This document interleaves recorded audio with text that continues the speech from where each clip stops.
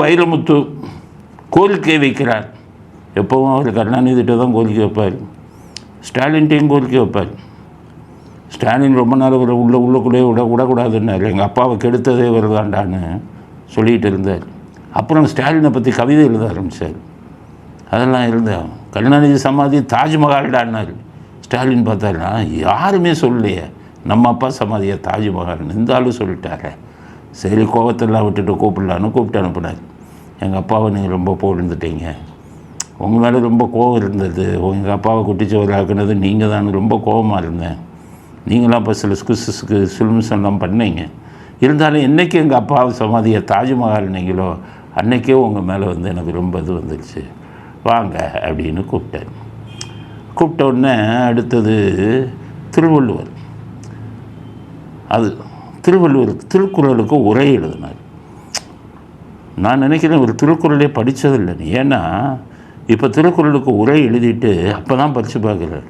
1980 சினிமாவுக்கு கவிதை எழுத வந்தவர் 45 வருஷமாக திருக்குறளை படிக்கலை. ஏன் படிக்கலைன்னு சொல்கிறேன்னா, திருக்குறளை தேசிய நூலாக அறிவிக்க வேண்டும்னு மோடிக்கு கோரிக்கை வர்றார்.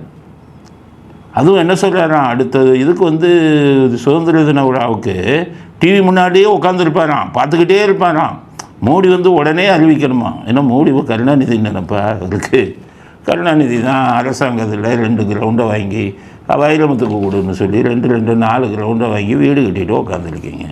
நீங்கள் கேட்டதை எல்லாம் கொடுப்பதற்கு வந்து மோடி என்ன கருணாநிதியா? ரொம்ப டிவியில் உட்காந்து அப்போ திருக்குறளை இவ்வளோ நாளாக படிக்கவே இல்லை. இப்போ தான் அதுக்கு உரை எழுதும்போது தான் படிக்கிறார். இப்போ கூட நல்லா கேட்கணும், எப்பா நீங்கள் திருக்குறளை தேசிய நூலாக அறிவிக்க சொல்கிறீங்களா, இல்லை கருணாநிதி எழுத குறள் ஓவியத்தை நீங்கள் தேசிய நூலாக அறிவிக்க சொல்கிறீங்களா அப்படின்னு கேட்கணும். ஏன்னா அவர் கருணாநிதி புகழ்பாடுறது தான் அவருக்கு வேலை. அதனால் கேட்கணும். திருக்குறளையோ திருவள்ளுவரையோ பேசுவதற்கு உங்களுக்கு யோகியதை இருக்கா வைரமுத்து?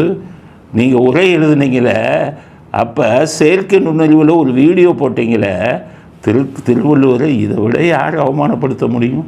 நடுவில் ஸ்டாலின் பேனாவோடு இருக்கார், இந்த பக்கம் வைரமுத்து பேனாவோடு இருக்கார், இந்த பக்கம் திருவள்ளுவரை பேனாவோட உட்கார வச்சு வைரமுத்துவோடையும் ஸ்டாலினோடையும் திருவள்ளுவரை நீ வச்சிங்கனாலே இதை விட கேவலம் என்ன இருக்குது தாட்டுக்கு?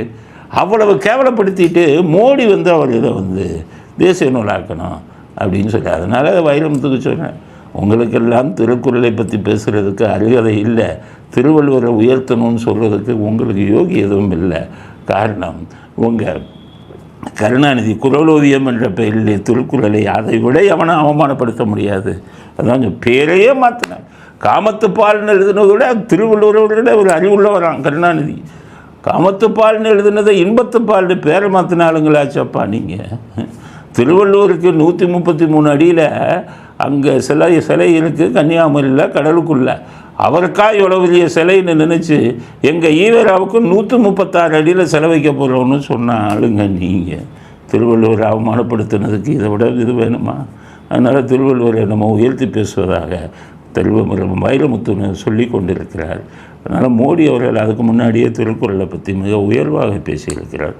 அதனால் என்ன சொல்கிறேன்னா, நீங்கள் வந்து வைரமுத்து சொன்னபடி உங்களுக்கு சுதந்திர தின விழாவில் பண்ணாதீங்க, திருக்குறளை அறிவிக்க வேறு ஒரு இதில் பண்ணுங்க. இல்லைன்னா இந்த கூட்டம் பூரா நாங்கள் தான் சொன்னோம், நாங்கள் தான் டிவியில் பார்த்துக்கிட்டு இருந்தோம், என் பேச்சை கேட்டு தான் மோடியை வந்து அதை தேசிய நூலாக அறிவித்தார்னு சொல்லுவாங்க.